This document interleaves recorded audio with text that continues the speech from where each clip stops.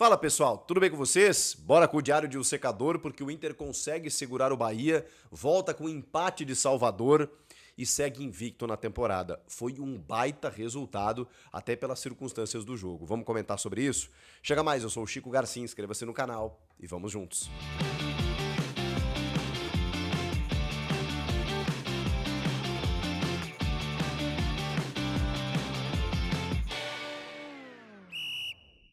Bom, pessoal, eu com meu secador ligado diante do Bahia, uma equipe sempre muito forte, com investimento, bem treinada pelo Rogério Ceni, enfrentou o Internacional nesse duelo brasileiro, no Grupo da Morte, o chamado Grupo da Morte, pela Libertadores nessa quinta-feira. E vou dizer um negócio pra vocês, o primeiro tempo especialmente foi um jogaço de futebol. E eu falo isso porque, vou dar um relato pessoal aqui, eu tenho que ficar ligado em vários jogos ao mesmo tempo aqui, né? Por ofício, né? Por uma questão profissional. Tava esperando o jogo do Flamengo, tava assistindo o Palmeiras, né? Jogando com o Sporting Cristal fora de casa. E aí tava ligado no jogo do Inter também com o Bahia. Eu não consegui, em algum momento, eu não consegui desgrudar do jogo de Bahia e Internacional. Porque o jogo era tão bom por vários aspectos, pela questão que são dois dos mais brilhantes treinadores da atualidade no futebol brasileiro. E você pode colocar aí brasileiros e estrangeiros. Estou falando de dois dos melhores. É muito bom ver as equipes de Rogério Ceni e Roger Machado. E quando os dois se enfrentam, como acontecera inclusive no final de semana, quando o Roger enfrentou o Felipe Luiz, a gente vê claramente um duelo tático sendo travado ali naqueles minutos.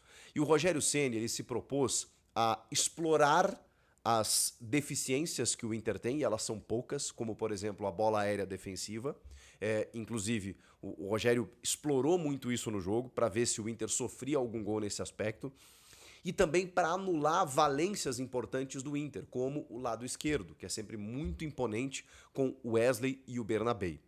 O Inter não conseguiu ser o mesmo Inter dos últimos jogos, muito por conta do encaixe de marcação e do travamento que o Bahia do Rogério Ceni impôs ao Internacional, que também foi para Salvador e tem esse mérito de jogar de igual para igual. O Inter começou o jogo buscando o resultado, buscando vitória, buscando encarar o Bahia de frente, mesmo com todos os riscos. E isso é bonito de ver, cara. Esse duelo entre os dois técnicos, do tipo, eu vou ganhar de você, eu tenho um time aqui, mas eu vou encaixar aqui, eu vou travar você aqui, então eu vou ir por esse lado aqui, é bonito de ver. Então, eu confesso pra vocês que, como amante do futebol, eu parei no primeiro tempo e eu não consegui desgrudar da televisão, porque ou da tela do celular, né, na verdade, onde eu tava vendo, assim, porque, cara, era muito legal de ver. Era jogo lá e cá.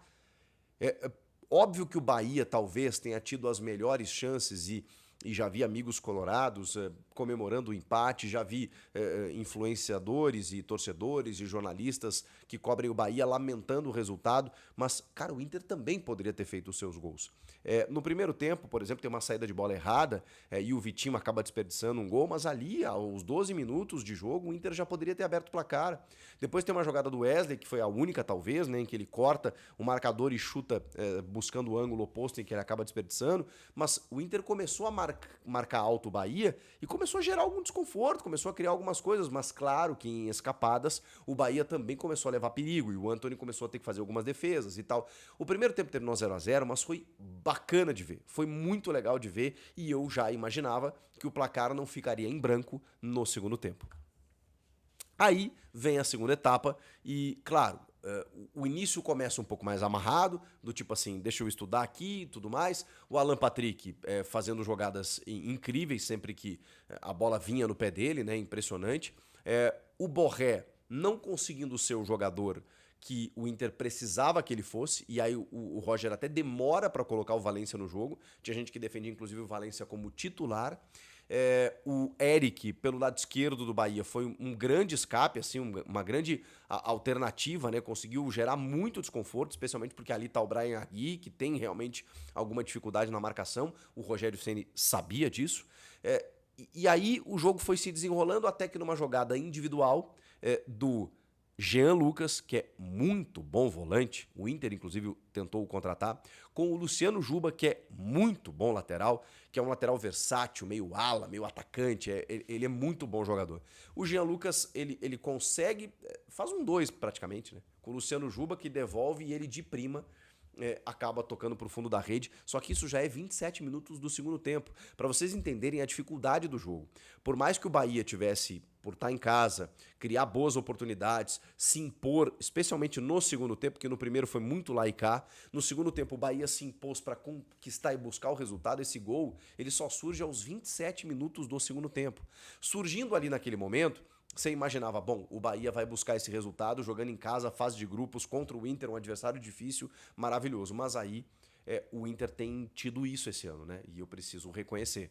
O Inter é um time que ele não esmorece, ele sabe reagir, ele tem nas mãos do seu treinador, que até pode ser criticado pelo jogo de hoje, enfim, mas ele coloca o Ener Valencia, de certa forma, e é o Valencia que faz o gol, numa jogada pelo lado direito, o goleiro dá rebote e o Valencia tá lá para conferir, e o Inter busca esse empate aos 38 minutos do segundo tempo. Claro que é melhor encomenda, né? O Inter consegue mais sorte que juízo, como me disse um amigo colorado.